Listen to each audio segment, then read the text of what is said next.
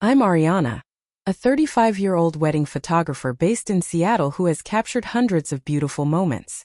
My sister Catherine and I were inseparable growing up, especially after our parents' divorce shattered our childhood. For months, I've been planning to celebrate her special day, checking off every single detail on my list. But that phone call the day before her wedding was something nothing could have prepared me for. The moment I realized just how invisible I'd become to the person who once knew me best.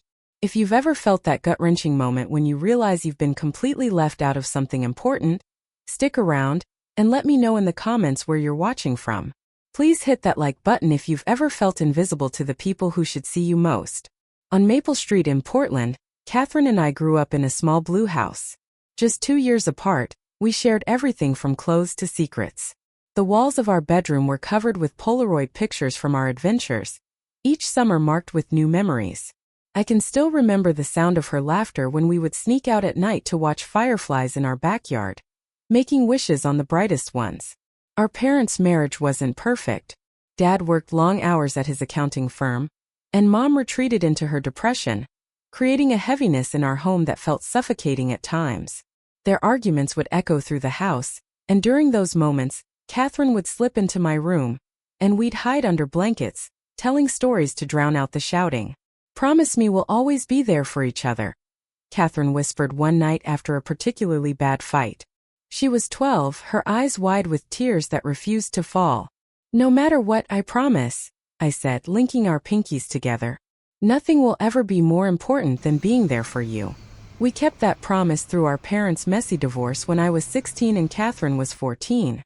Dad moved across the country to New York with his new girlfriend, and Mom threw herself into her work, often leaving us to fend for ourselves. To Catherine, I became more than a sister. I was her protector, her confidant, her guide through those turbulent teenage years.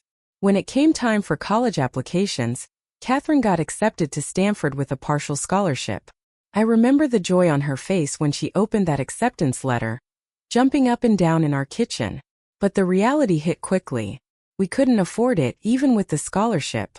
Mom was barely making ends meet, and Dad had started a new family, his support payments often late or missing entirely. So I made a decision that would shape both our lives. I had been saving for my own college education, working part-time jobs since I was 15. I had dreams of studying photography at a prestigious art school in Chicago. But Catherine's future seemed brighter, more promising. She was always the smarter one with straight A's and ambitious plans. "Take my savings," I told her one night, sliding an envelope across our shared bedroom desk. "It's enough to cover what your scholarship doesn't." "But Ariana, what about your school? Your dreams?"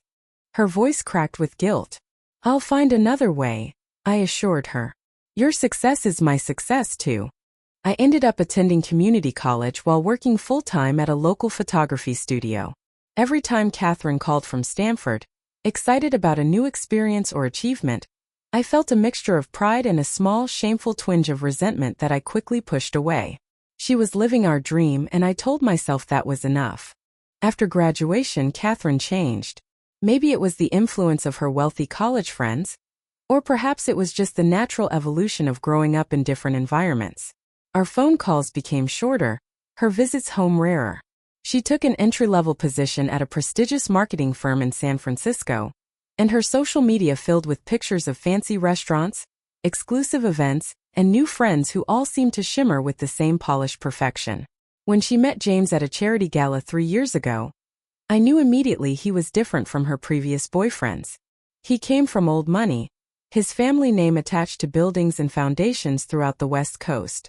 In the photo she sent, he stood tall and confident beside her, his tailored suits and practiced smile speaking of a life I could barely imagine.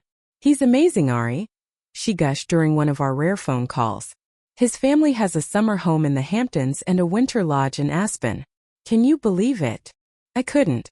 Just as I couldn't believe how quickly Catherine adapted to his world, changing her accent slightly, updating her wardrobe, even altering small mannerisms to fit in with his social circle.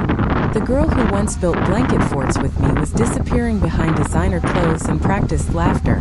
When James proposed after 18 months of dating, Catherine called me immediately. For a brief moment, she sounded like my sister again. breathless with excitement and wanting to share her joy. I felt hope that perhaps this new chapter would bring us closer again. "Of course, I want you to be part of the wedding," she said. "Actually, I was hoping you could be our photographer." The request hit me like a slap. Not maid of honor. Not bridesmaid. Photographer.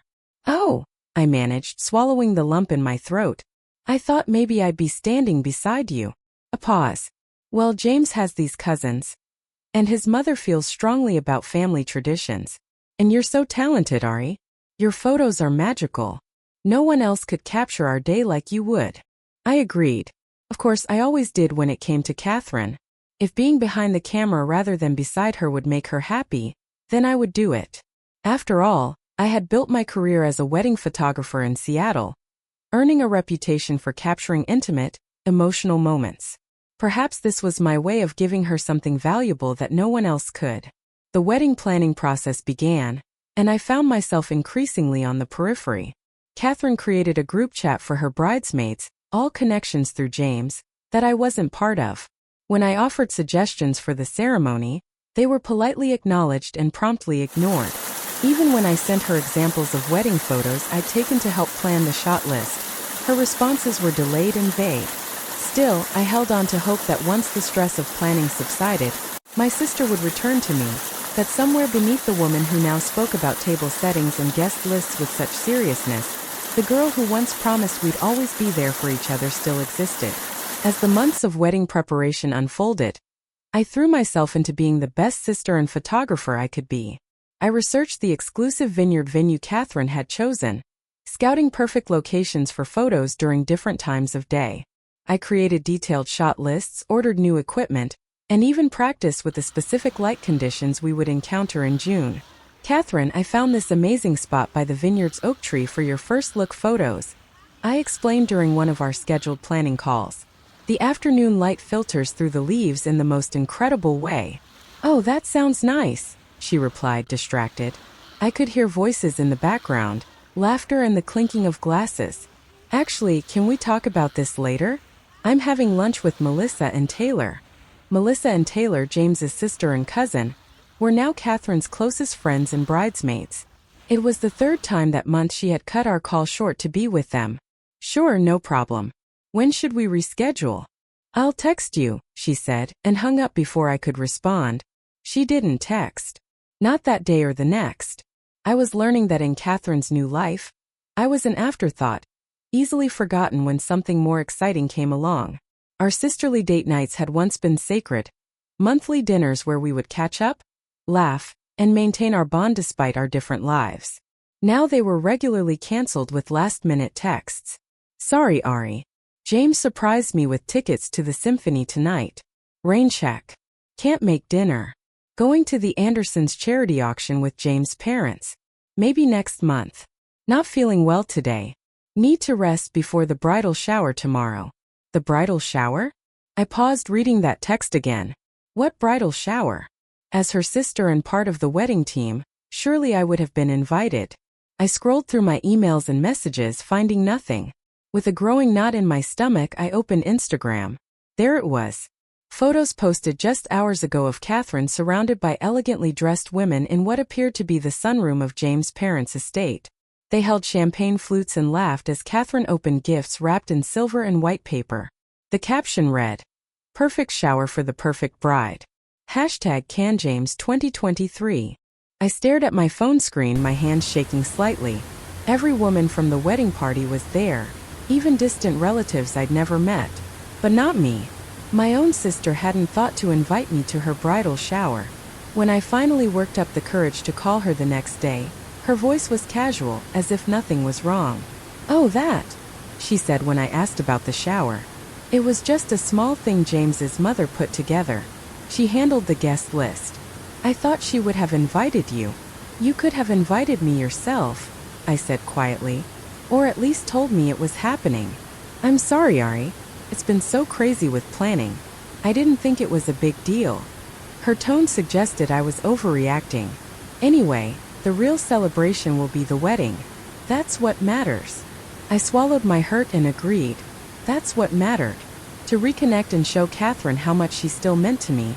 I decided to create a special wedding gift, a handcrafted photo album chronicling our lives together. I spent weeks collecting old photographs, scanning them, restoring damaged ones, and arranging them in a beautiful leather-bound book. Each page represented a chapter of our shared history. Childhood adventures, teenage milestones, the struggles and triumphs we'd weathered together. The final page had space for her wedding photo. To new beginnings, I wrote in silver ink. With the person who has always been my heart's home. As I worked on this labor of love, I also prepared my grandparents' cabin for a post-wedding visit.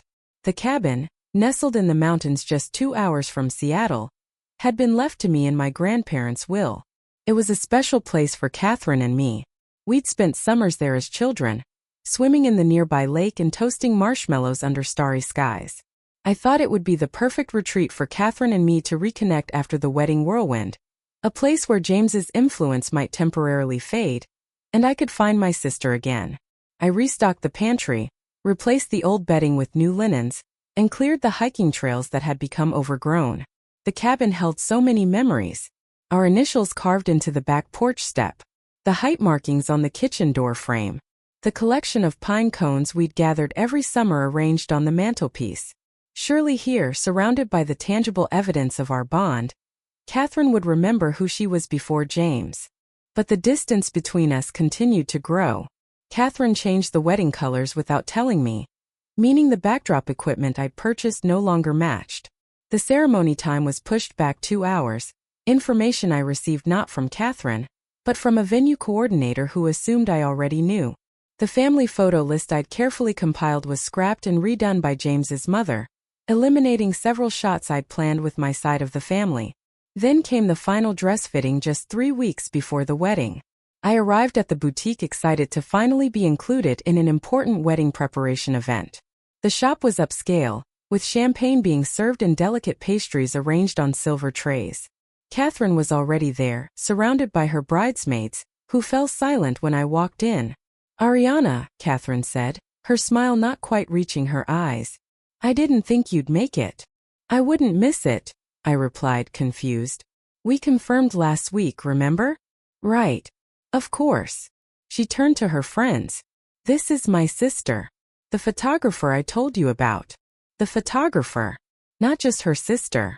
I felt myself being categorized, placed in a professional box separate from the inner circle surrounding her. As Catherine tried on her gown, a stunning custom-designed creation that must have cost more than my entire year's salary, her bridesmaids cooed and took photos. When I attempted to join the conversation, suggesting angles that would showcase the dress's intricate back detail, Melissa, the maid of honor, cut me off. "We've already discussed the photography plan with Catherine and James' mother," she said with a tight smile. "Everything's been decided." I looked to Catherine for support, but she was admiring herself in the mirror, seemingly oblivious to the exchange. In that moment, standing in the luxurious boutique surrounded by women who had known my sister for less than 3 years, I felt more like an intruder than family. Still, I pushed down my hurt and stayed positive. The wedding was approaching, and I was determined to fulfill my promise from all those years ago. To be there for every important moment in Catherine's life, even if my role wasn't what I had imagined. The day before what I believed was Catherine's wedding dawned bright and clear. June 7th. I had the date circled in red on my calendar, marked with multiple reminders on my phone and etched into my heart. After months of preparation, emotional ups and downs, and gradual exclusion, I was still excited to play my part in my sister's special day. My apartment looked like a photography studio had exploded inside it. Equipment was neatly arranged on every surface. Cameras, lenses, lighting equipment, spare batteries, memory cards, and backups for everything. I'd spent the morning polishing lenses and testing settings, determined that nothing would go wrong on the technical side. The afternoon light streamed through my windows as I packed my equipment into their cases, mentally reviewing the shot list I'd prepared. Despite everything, a flutter of anticipation danced in my stomach. Tomorrow I would witness my sister beginning a new chapter in her life. And maybe, just maybe, once the stress of wedding planning was behind us, we could find our way back to each other. My phone rang at 3:17 p.m. Uncle Robert's name flashed on the screen. He was our mother's brother, the only relative who had remained consistently present in our lives after the divorce. Unlike our parents, he never took sides or disappeared when things got difficult. He was supposed to be walking Catherine down the aisle, a role he had tearfully accepted when she asked him 6 months ago. "Uncle Robert," I answered cheerfully. "I was just about to call you. Are you all set for tomorrow? I can't wait to see you walk Catherine down the aisle." The silence that followed lasted only seconds, but it felt like an eternity. When he finally spoke, his voice was careful, confused. "Ariana, what do you mean tomorrow? The wedding was last week on the 31st. The world seemed to freeze around me. My hand gripped the phone so tightly my knuckles turned white. "What? No, that's not possible. It's tomorrow, June 8th, at the Willow Creek Vineyard. 4 o'clock. Another pause. "Sweetheart, it was last week. Didn't Catherine tell you? They moved the date up because of some issue with the venue." "No," I whispered, my voice suddenly foreign to my own ears.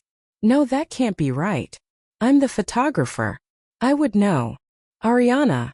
Uncle Robert's voice softened with realization and concern. "They hired someone else. A photographer, friend of James's family. I thought you knew." I assumed you decided not to come." The room began to spin. I sat down heavily on my couch, surrounded by the equipment I had so carefully prepared for a wedding that had already happened without me. "I have to go," I managed to say before ending the call. With trembling fingers, I opened Instagram. Catherine rarely posted, preferring to live privately despite her new social circle. But there it was, posted 3 days ago. Catherine in a white gown, radiant beside James in his tuxedo. They stood beneath an archway of white roses, looking like they'd stepped out of a magazine. The caption read simply, "Forever begins now. #JustMarried." I scrolled frantically through more photos. Uncle Robert walking her down the aisle. The bridesmaids in their sage green dresses. The sunset reception with fairy lights twinkling above elegantly dressed guests. James's mother making a toast. Every significant moment captured by a photographer I didn't know. My phone buzzed with a text from Uncle Robert. "I'm so sorry, Ariana. I thought you chose not to come. Catherine told everyone you had a last-minute booking you couldn't cancel." A last-minute booking. As if I would ever prioritize another job over my sister's wedding. As if I hadn't been planning for this day for months. With growing dread, I checked my voicemail. There it was, buried under recent messages from 8 weeks ago. Catherine's voice, casual and rushed. "Hey Ari. Just letting you know we might need to change the wedding date because of an issue with the venue. James's mother knows someone at Willow Creek who might be able to get us in earlier. I'll keep you posted. Anyway, call me back when you can." I had called her back 3 times. She never answered, and I had assumed the date change hadn't happened. There were no follow-up messages, no emails, no texts confirming a new date. Just silence. And now, staring at the evidence that my sister had gotten married without me even knowing, that silence felt deliberate. I sank to the floor, my back against the couch, and let the tears come. The sister who had once promised we would always be there for each other's important moments had excluded me from the most significant day of her life. The realization was like a physical pain, stealing my breath and crushing my chest. My phone lit up with a text.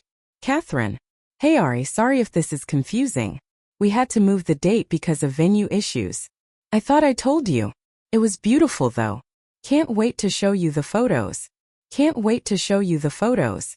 As if I were a distant acquaintance who would be satisfied with second-hand glimpses of a day I was supposed to be part of. As if I hadn't spent months preparing to capture those moments myself. I tried calling her, but it went straight to voicemail. I tried again and again. Nothing. I texted, "How could you not make sure I knew? How could you let this happen?" No response. Outside, the sun continued to shine on what should have been the day before my sister's wedding. Inside, my world had shattered into pieces too small to ever fit back together. I don't remember the drive to Catherine and James' new home. I only know that one moment I was sitting on my apartment floor surrounded by useless camera equipment, and the next I was standing on their doorstep in the exclusive Laurel Hills neighborhood, tears streaming down my face, my body shaking with grief and rage. Their house was a modern architectural masterpiece. All clean lines, floor-to-ceiling windows, and minimalist landscaping. It looked nothing like the cozy homes we'd grown up in.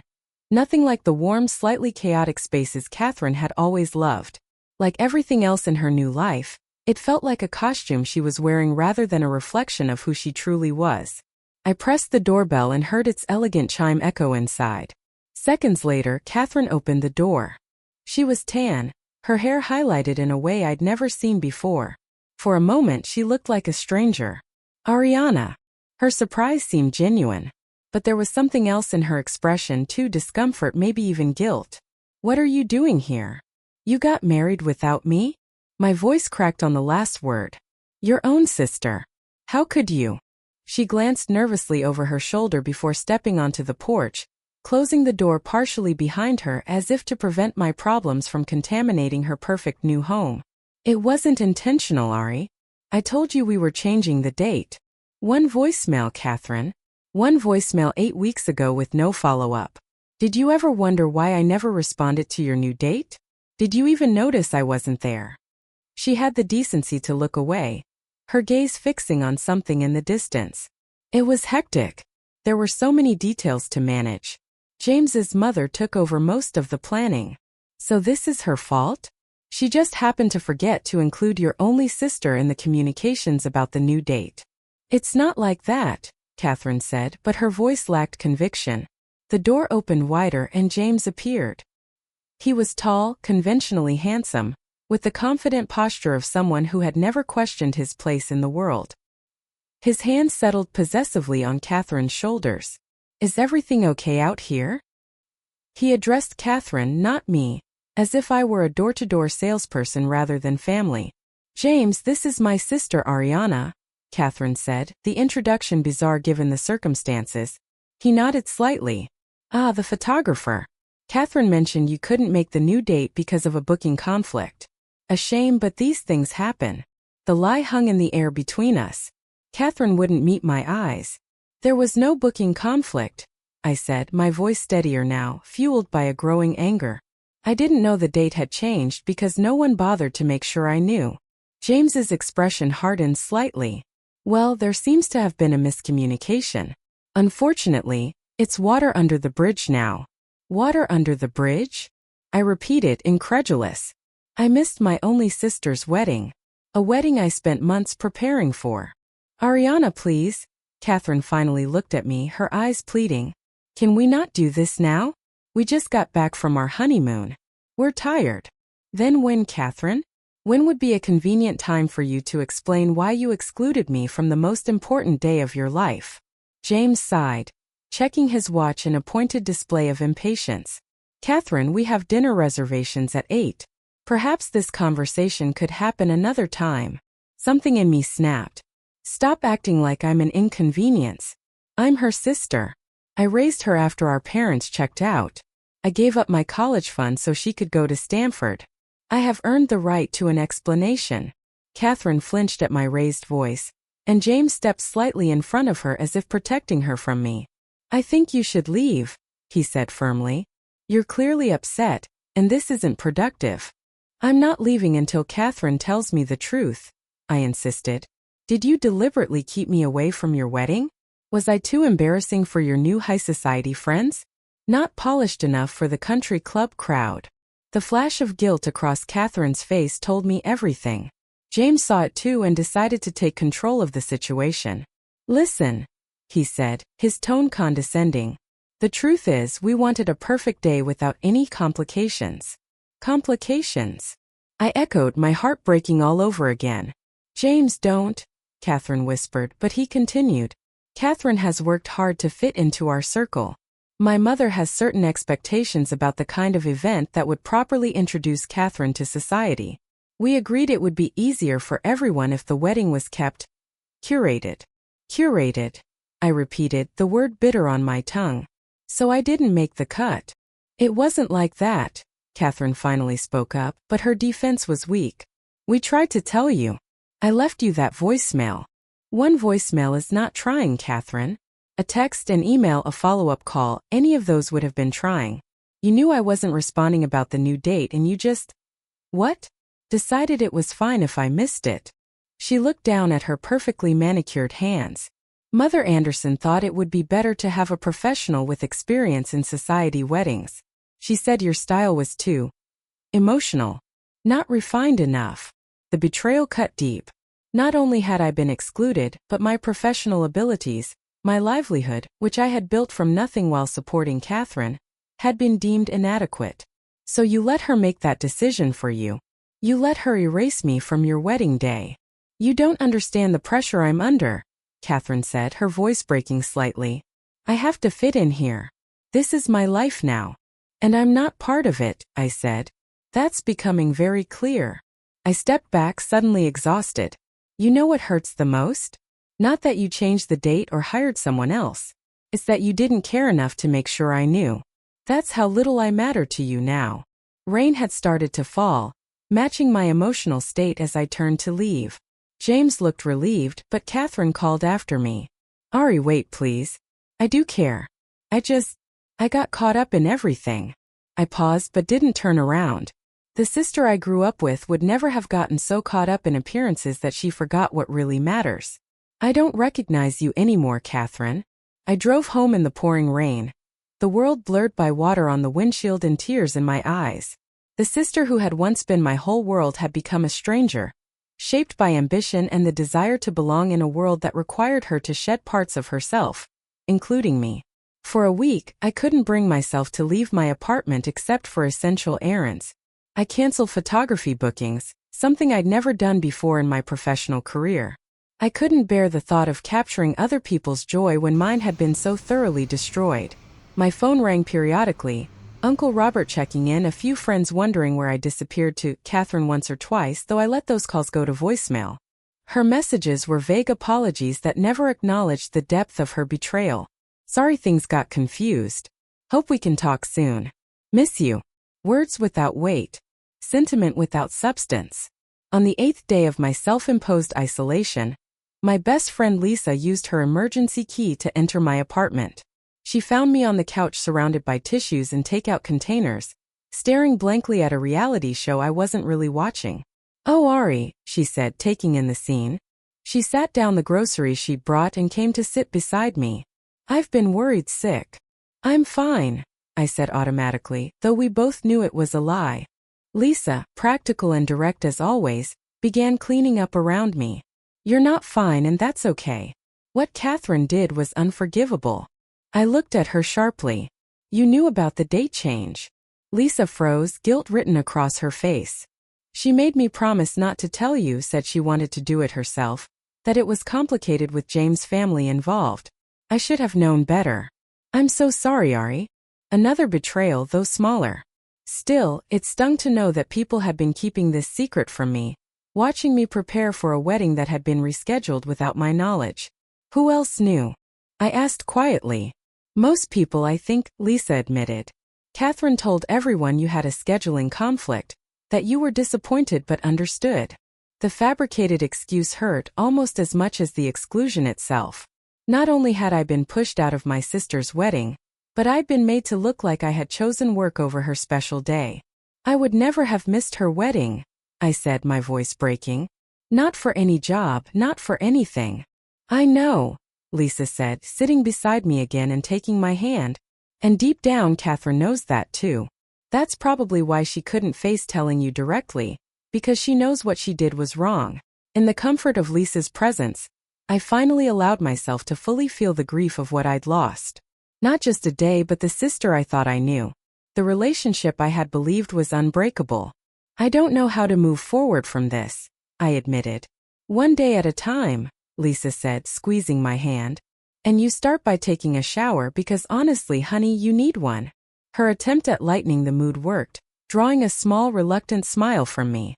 As I stood under the hot water later, I felt something shift inside me. Not healing, not yet, but perhaps the first acknowledgement that healing might eventually be possible. Almost exactly 1 month after discovering I'd missed Catherine's wedding, someone knocked on my apartment door. I had gradually returned to work, finding solace in capturing genuine moments of joy for others. The pain hadn't diminished, but I was learning to function alongside it. When I opened the door, I found Catherine and James standing there. She looked nervous, fidgeting with her wedding ring, a massive diamond that caught the light from my hallway. James looked impatient, as if this visit was a tedious errand he wanted to complete quickly. Catherine, I said, my voice flat. "This is a surprise. Can we come in?" she asked, attempting a smile that didn't reach her eyes. Part of me wanted to say no, to close the door and protect myself from further hurt. But decades of putting Catherine first overrode my self-preservation instinct. I stepped aside, allowing them into my modest apartment. I noticed James surveying my home with barely concealed judgment, taking in the mismatched furniture I'd collected over years, the gallery wall of my photography, the cozy but unfashionable aesthetic that reflected my personality and budget. Catherine seemed uncomfortable too, perching on the edge of my couch as if afraid to fully commit to being in my space. "Would you like something to drink?" I offered automatically, falling back on the manners our mother had instilled in us. "No thank you," James answered for both of them. "We won't be staying long." Catherine shot him a look I couldn't interpret before turning to me.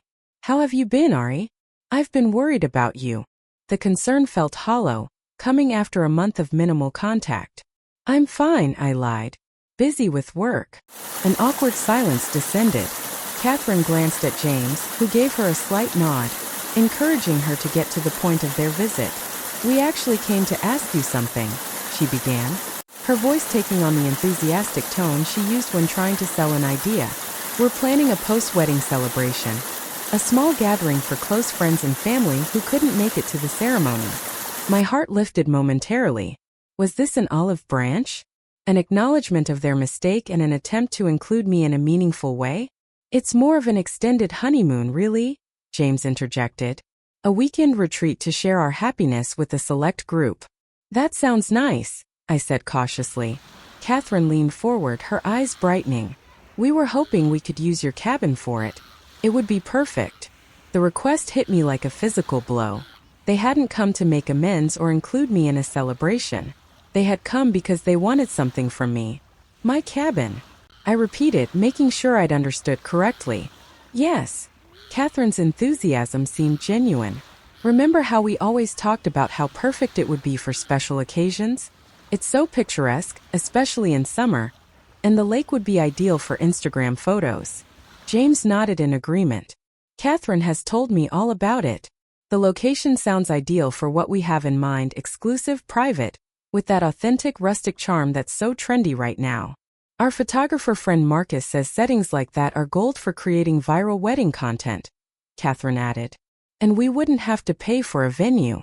They continued talking, outlining their plans for my grandparents' cabin as if their use of it was already decided. They discussed bringing in caterers, setting up outdoor dining areas, possibly even moving some furniture to create better flow for their guests. Not once did they mention me attending this gathering. Not once did they acknowledge the pain they had caused or offer a genuine apology for excluding me from the wedding. They had simply moved on and now expected me to hand over a deeply personal, meaningful space for their social media moment. As they talked, something shifted inside me. All my life I had put Catherine first.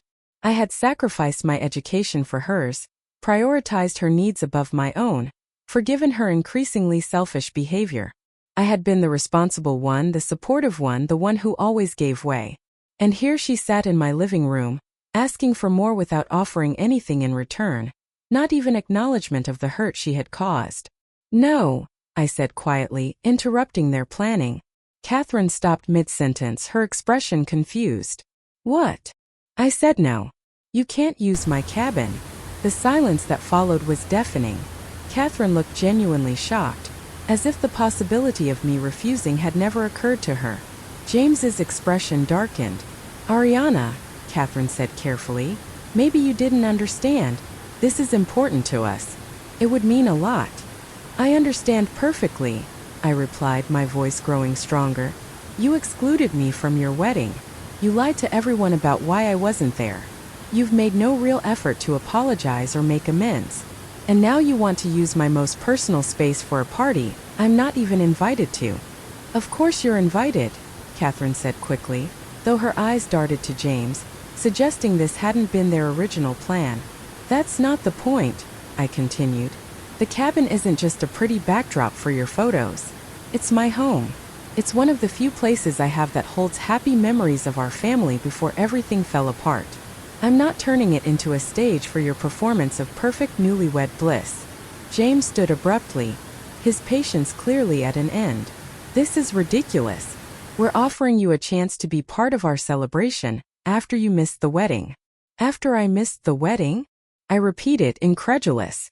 I didn't miss it. I was excluded from it. Deliberately. That's ancient history now, he said dismissively. Catherine has apologized. We're moving forward. Either be part of that or don't. But this petty revenge isn't becoming. James, Catherine hissed, clearly uncomfortable with his bluntness. I stood as well, anger replacing hurt. This isn't revenge. This is a boundary. For the first time in our relationship, I'm putting myself first. The cabin is not available to you. Catherine's eyes filled with tears, but they didn't move me like they once would have. I'd seen her use tears strategically too many times with our parents. Ari, please, she said, her voice trembling. I need this. Mother Anderson has been so critical of everything. The wedding wasn't good enough. Our honeymoon photos weren't impressive enough. This is my chance to finally win her approval. That's not my problem, I said, though my heart ached at the glimpse of my sister's unhappiness in her new life. Find another venue. James took Catherine's arm, clearly done with the conversation. Let's go. We're wasting our time here. As he guided her toward the door, he turned back with one final attempt at manipulation. You know, Catherine has defended you to my family countless times when my mother questioned why she maintained a relationship with someone so different from our circle. This is how you repay her loyalty, by turning your back when she needs you. I didn't take the bait. My door is always open to my sister, but not to people who see me as an embarrassment or an ATM for free venues. Catherine pulled away from James, tears now streaming down her face. You don't understand, Ari. If this event isn't perfect, James's mother has threatened to cut us off from the family, from the connections, from everything. I'll have nothing. You'll have yourself, I said gently. And you'll have me if you want. The real me, not the version of me that James's family finds acceptable. She looked torn, genuinely distressed. For a moment, I saw a flash of my real sister beneath the polished exterior she'd developed. Catherine, we're leaving, James said firmly. Now. The moment passed. Catherine wiped her tears and straightened her shoulders, the mask sliding back into place. I'm sorry you feel this way, Ariana. I thought you of all people would understand how important this is to me. And I thought you of all people would understand how important I was to you, I replied. Guess we were both wrong. After they left, I sat in my quiet apartment, expecting to feel guilty or regretful. Instead, I felt something unexpected, relief. For perhaps the first time in my adult life, I had put my own needs and feelings first. I had set a boundary and held it despite the emotional pressure. It didn't heal the wound of missing Catherine's wedding. It didn't bring back the sister I had lost to James' world, but it was a step towards something new. A relationship with myself based on self-respect rather than self-sacrifice. The confrontation with Catherine and James became a turning point in my life. After they left, I made an impulsive decision. I would take 2 weeks off work and go to the cabin alone. Not to prepare it for them or anyone else but for myself. I emailed my clients, rescheduled shoots, and delegated what couldn't wait to a photographer colleague. Then I packed my car with essentials, my camera equipment, and enough groceries to last the full 2 weeks. The drive to the mountains gave me time to think, to process, to begin untangling the complex web of emotions around my relationship with Catherine. The cabin was exactly as I'd left it months ago when I'd cleaned it in anticipation of sharing it with Catherine after her wedding. The familiar scent of pine and old wood greeted me as I unlocked the door. Sunlight streamed through the windows, framing views of mountains and trees. The silence was profound, broken only by birdsong and the occasional rustle of wind through leaves. For the first 3 days I did almost nothing. I slept. I sat on the porch watching wildlife. I ate simple meals. I let myself exist without productivity or purpose, something I hadn't allowed in years. Always there had been work to do, responsibilities to fulfill, a sister to support, a career to build. The absence of urgent demands felt foreign, but increasingly liberating. On the 4th day, I picked up my camera and began photographing the cabin and its surroundings. Not with any professional purpose, but simply capturing what moved me. Morning light on a dude spiderweb, the particular way shadows fell across the living room floor at noon, a family of deer that visited the edge of the property at dusk. It was photography for joy alone, something I hadn't done since building my business. Uncle Robert drove up to check on me halfway through my stay. We sat on the porch drinking coffee, the comfortable silence of family who don't need constant conversation to connect. "Catherine called me," he finally said. "She's upset about the cabin." "I figured she would be," I replied, watching a hummingbird dart among the wildflowers I'd planted years ago. "Did she tell you why she wanted it?" "For some party to impress James's mother." Uncle Robert shook his head. "That woman is poison, Ari. Nothing is ever good enough for her." "Is Catherine happy?" I asked, the question I'd been afraid to voice. Uncle Robert sighed deeply. "I don't think so. When I see her now, it's like watching someone performing a role rather than living a life. The Catherine we knew is in there somewhere, but she's buried deep."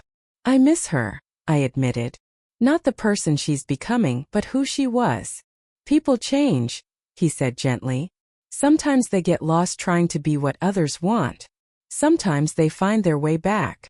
And sometimes they don't," I added. He nodded sadly. "That's the risk. But you can't set yourself on fire to keep her warm, Ariana. You've been doing that most of your life."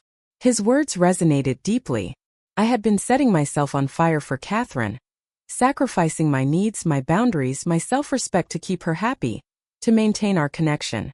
And in return, she had allowed me to be erased from the most significant day of her life.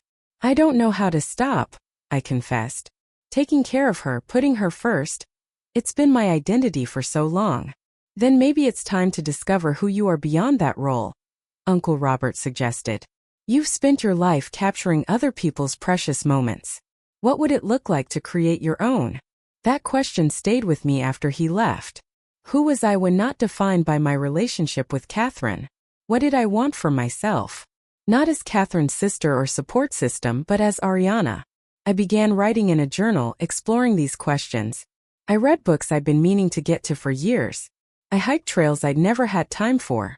I called old friends I'd neglected while focusing on Catherine and building my business. One evening, I even called my father. A conversation that was awkward but opened a door that had been closed for years. Near the end of my 2 weeks, I contacted a therapist recommended by Lisa. In our first virtual session, sitting on the cabin's porch with mountains in the background, I began the difficult work of examining the codependency that had defined my relationship with Catherine. "It sounds like you've built your identity around being the responsible one, the giver," the therapist observed. "What would happen if you stopped playing that role?" "Catherine would suffer," I said automatically. "Would she?" she asked. "Or would she simply have to take responsibility for her own choices and happiness?" The question was uncomfortable but necessary. Had my constant support enabled Catherine's growing selfishness? Had my willingness to always give way prevented her from developing her own resilience? As my 2 weeks at the cabin came to an end, I made decisions about how to move forward. I would maintain healthy boundaries with Catherine, while leaving the door open for genuine reconciliation. I would prioritize relationships that were reciprocal rather than one-sided. I would explore aspects of photography that brought me joy, not just income. I deep cleaned the cabin before leaving, not in preparation for guests, but as a symbol of caring for something precious to me. As I locked the door, I felt lighter than I had in months, maybe years. Back in Seattle, I threw myself into reimagining my business and my life. I raised my rates, reducing my workload to prevent burnout. I joined a local photography collective, finding community among fellow artists. I renovated my apartment, creating a space that reflected my tastes, rather than simply being functional. 2 months after my cabin retreat, Catherine texted me, "I miss you. James and I are having problems. Can we talk?" In the past, I would have dropped everything to rush to her aid. Now, I responded with kindness but maintained my boundary. "I'm sorry you're going through a difficult time. I'm here if you want to meet for coffee next week. Tuesday or Thursday afternoon works for me." She agreed to Thursday. It was a small step, but a significant one. Catherine adapting to my schedule rather than expecting me to adapt to hers. When Thursday came, I felt nervous but resolved. Whatever happened with Catherine, I was building a life that was fulfilling on its own terms. Our relationship would need to evolve or fade, but either way I would be okay. 6 months after the wedding I never attended, my life looked dramatically different. The pain of Catherine's betrayal had evolved from an acute, constant ache to an occasional twinge that surfaced in quiet moments. In its place grew something unexpected. A sense of self-worth and purpose independent of my role as Catherine's sister and protector. The cabin that Catherine and James had wanted to use for their social media moment had transformed into something meaningful. After my 2-week retreat there, I'd been inspired to occasionally share the space with others who needed healing. Once a month, I hosted weekend retreats for women recovering from family trauma, combining photography lessons with nature therapy and group discussions. Watching these women find their voices and build connections in a space that had witnessed my own healing brought me profound satisfaction. My photography business evolved too. I still captured weddings, but I became more selective, choosing clients whose love stories moved me rather than accepting every booking. I developed a side specialty in documentary-style family photography, creating honest, emotion-filled portraits that celebrated authentic connections rather than perfect poses. This work filled me with purpose in a way that posed wedding portraits never had. Around me, a new circle of friends formed, women and men who valued authenticity over appearances, who showed up consistently, who gave as much as they took. Lisa remained my closest friend, but others joined our inner circle. Marcus, a chef who taught me to make pasta from scratch. Diane, an art therapist who collaborated on my healing retreats. Tomas, a carpenter who helped renovate parts of the cabin and taught me basic woodworking skills. Through it all, Catherine hovered at the periphery of my life.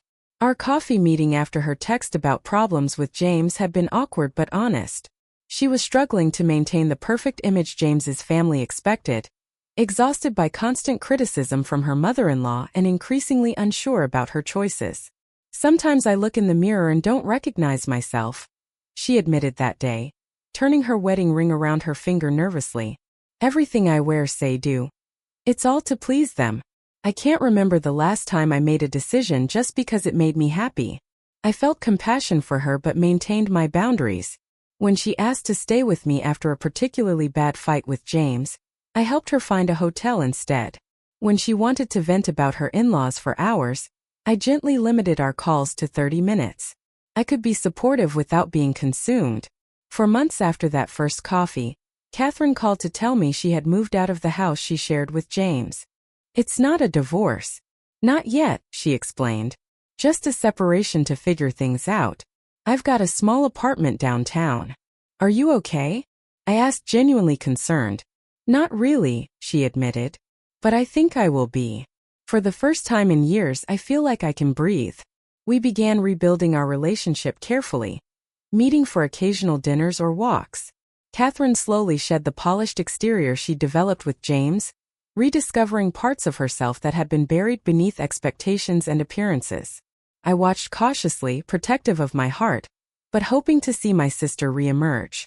It was during one of these walks, 6 months after the wedding, that Catherine finally offered the apology I'd been waiting for. "I need to tell you something," she said as we sat on a park bench overlooking Puget Sound. "About the wedding." I tensed slightly but nodded for her to continue. "I knew you didn't know about the date change," she confessed, her voice small. "I convinced myself you'd missed the message or forgotten to respond, but deep down I knew." "Why?" I asked simply. She took a deep breath. "James's mother made it clear from the beginning that she found you unsuitable. Too emotional, too ordinary, not connected enough. She suggested that having you as just the photographer would be appropriate.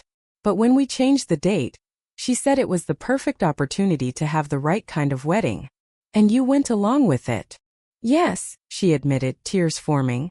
"I was so desperate to be accepted by them, to prove I belonged in their world. I told myself it was just one day, that our relationship was strong enough to survive it, that you'd understand eventually. It broke my heart, Catherine." "I know," she whispered. "And the worst part is, that perfect wedding? I was miserable. In every photo where I'm smiling, all I could think about was how you should have been there. How wrong it felt without you." The admission didn't instantly heal the wound, but it helped. For the first time, Catherine was taking responsibility for her choices rather than making excuses. "I brought something for you," I said, reaching into my bag. It was the wedding album I'd created months ago. the one chronicling our shared history that was supposed to be my gift to her. Catherine's hands trembled as she opened it. As she turned the pages, seeing our childhood captured in photographs, the tears she'd been holding back began to fall freely. "I don't deserve this," she said, tracing a photo of us as teenagers, arms around each other on the cabin porch. "It's not about deserving," I replied. "It's about remembering who we were before all of this, and maybe finding a way back to some version of that." She nodded, unable to speak through her tears. Our relationship would never be what it once was. Too much had happened. Too many boundaries had been crossed. But as we sat on that bench, a new kind of connection began to form. One based on adult choices rather than childhood promises, on mutual respect rather than codependency. In the months that followed, I continued to build my life on my own terms. I started dating Alex, a marine biologist I met through a friend who valued my independence as much as my company. I expanded my photography into areas that challenged and fulfilled me. I maintained the boundaries I'd established, not just with Catherine, but with everyone in my life. Catherine and James officially separated, then divorced. She moved into a modest apartment, found a job at a local arts organization, and began the process of rediscovering who she was without the pressure to conform to someone else's expectations. We rebuilt our relationship slowly, carefully, with honest conversations about the past and cautious hope for the future. The most important lesson I learned through all of this was that real love, whether between sisters, partners, or friends, doesn't require the erasure of oneself. It doesn't demand constant sacrifice or unquestioning support of harmful choices. Real love makes room for boundaries, for growth, for truth. The day before my sister's wedding, I said, "Can't wait for tomorrow." And her silence shattered me. But from those broken pieces, I built something stronger. A life defined by my own choices rather than by my relationship to others. A life where no can be an act of self-love as powerful as any yes. I still photograph weddings, capturing moments of joy and commitment for couples beginning their lives together. But now I do it with a deeper understanding of what makes relationships work. Not perfect photos for social media, but honest communication, mutual respect, and the courage to see each other as we truly are. Have you ever had to say no to someone you love because it was the only way to honor yourself? Share your story in the comments below. I'd love to know how you navigated that difficult balance between caring for others and caring for yourself. And if this story resonated with you, please hit the like button, subscribe to hear more stories, and share with someone who might need permission to set their own boundaries. Remember, sometimes the healthiest thing we can do for our relationships is to love ourselves enough to say no. Thank you for listening to my story.